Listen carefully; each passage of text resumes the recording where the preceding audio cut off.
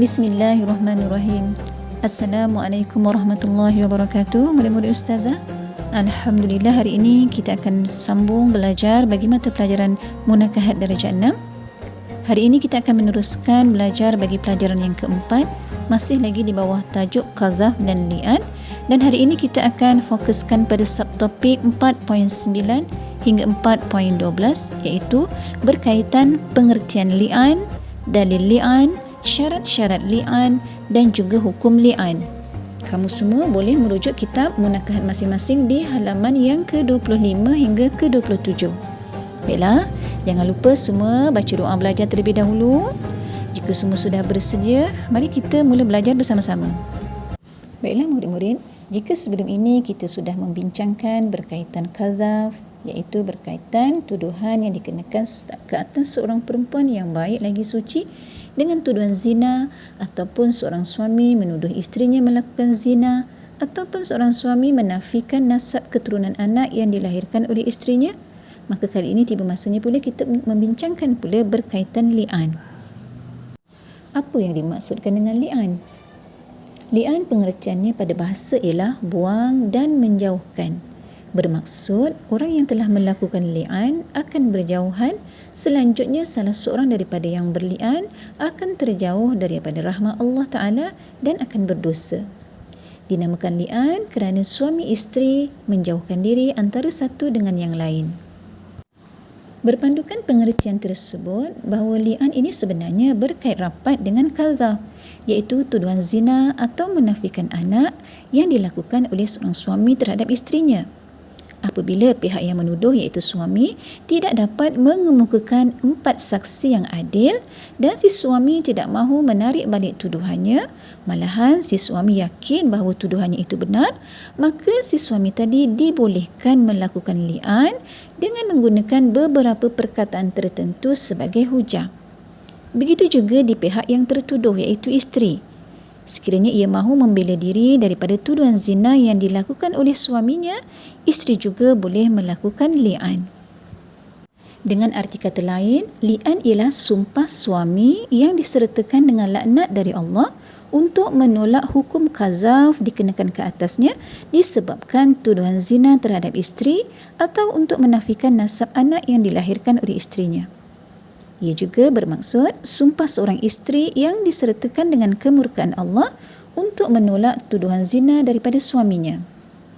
Dalil berkaitan li'an terakam dalam firman Allah Ta'ala di dalam Al-Quran dari surah An-Nur ayat yang ke-6 hingga yang ke-7 yang berbunyi, A'udzubillahi minasyaitanirrajim, wallazina yarmuna azwajahum walam yakul lahum syuhada'u illa anfusuhum فشهادة أحدهم 4 شهادات بالله إنه لمن الصادقين والخامسة أن لعنة الله عليه إن كان من الكاذبين. صدق الله العظيم.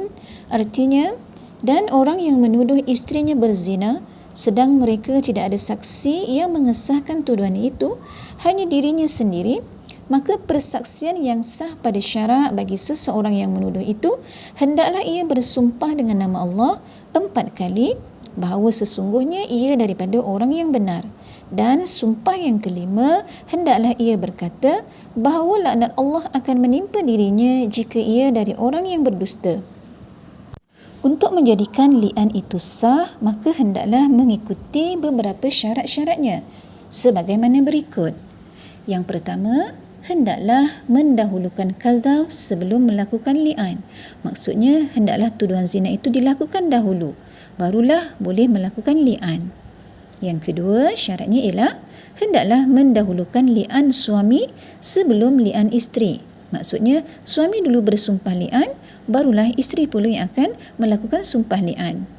Yang ketiga, kedua-dua yang berli'an hendaklah menggunakan kalimah li'an yang ditentukan oleh syarak. Lafaz li'an telah diterangkan dengan jelas di dalam Al-Quran dan mesti digunakan semasa melakukan li'an.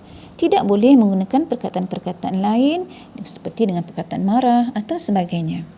Contoh kalimah li'an di pihak suami ialah seperti suami berkata, "Aku bersaksi dengan nama Allah, tuduhan zina terhadap isteriku adalah benar." dan si suami perlu mengulangnya sebanyak 4 kali. Dan yang kelima, suami akan mengatakan, sesungguhnya laknat Allah akan menimpaku jika aku berdusta membuat tuduhan ini. Manakala lafaz li'an di pihak isteri pula, contohnya, aku bersaksi dengan nama Allah, tuduhan zina suamiku adalah dusta, dan isteri mengulangnya sebanyak 4 kali. Dan yang kelima, isteri akan berkata, sesungguhnya kemurkaan Allah akan menimpaku jika tuduhan suamiku adalah benar.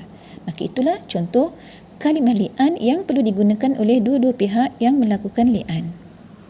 Syarat li'an yang keempat ialah hendaklah kelima-lima syahadah ataupun persaksian li'an yang diucapkan oleh suami dan isteri dilafazkan secara berturut-turut dan tidak diceraikan dengan perkataan-perkataan yang lain. Maksud kelima-lima syahadah atau persaksian itu ialah perkataan yang merujuk kepada sumpah yang dibuat oleh suami atau isteri seperti yang Ustazah contohkan tadi. Sebagai contoh tadi, suami berkata, aku bersaksi dengan nama Allah, tuduhan zina terhadap isteriku adalah benar. Kalimah yang ini kena ulang 4 kali. Dan kalimah yang kelima itu ialah kalimah melaknat, iaitu sebagai contoh suami mengatakan, sesungguhnya laknat Allah akan menimpaku jika aku berdusta membuat tuduhan ini. Maka itulah yang dimaksudkan dengan kelima-lima syahadah. Dan kelima-lima ini tidak boleh diselangi dengan perkataan-perkataan yang membawa maksud yang lain. Ia hendaklah dilafazkan secara berturut-turut. Dan syarat li'an yang terakhir atau yang kelima ialah hakim hendaklah memberi nasihat kepada kedua-dua pihak, iaitu pihak suami dan juga pihak isteri, memberi mereka peringatan supaya mereka tidak berbohong atau melindungi kesalahan diri masing-masing, kerana kesan daripada li'an itu ialah sekiranya menipu atau berdusta, maka laknat Allah akan diterima oleh mereka. Dan topik akhir yang kita akan bincangkan pada hari ini ialah berkaitan hukum li'an. Li'an dihukumkan harus oleh syarak.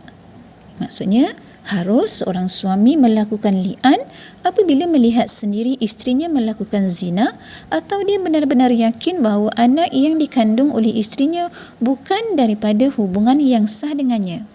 Tetapi malangnya si suami tidak dapat mendatangkan 4 orang saksi untuk menguatkan tuduhannya. Maka bagi mengelakkan atau bagi menghindari dirinya daripada dikenakan had kadzaf, maka si suami tadi diharuskan untuk melakukan sumpah li'an. Begitu juga sebaliknya di pihak isteri.